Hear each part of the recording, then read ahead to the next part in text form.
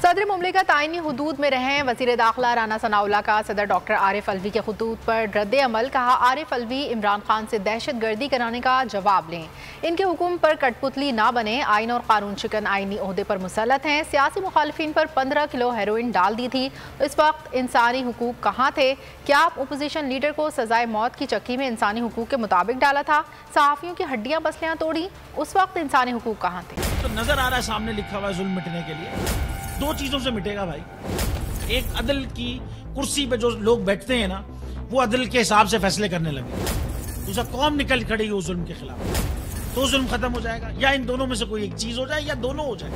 अगर 420 का मुकदमा था, उस वक्त अदलिया में जो लोग बैठे हुए केस देख रहे थे, वो पूछते ना, यार चीट हुआ कौन है?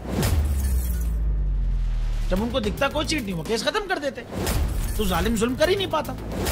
9 जजेस ने नोट बिफोर किया मेरे केस को, यार 1.5 साल चला।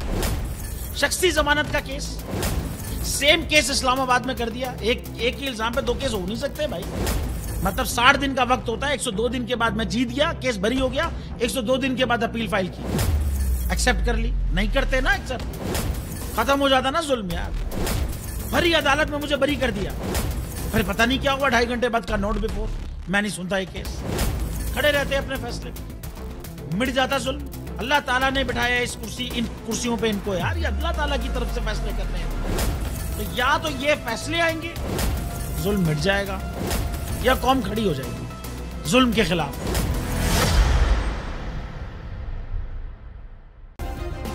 सब्सक्राइब करें और बेल दबाएं ताकि कोई खबर रह न जाए।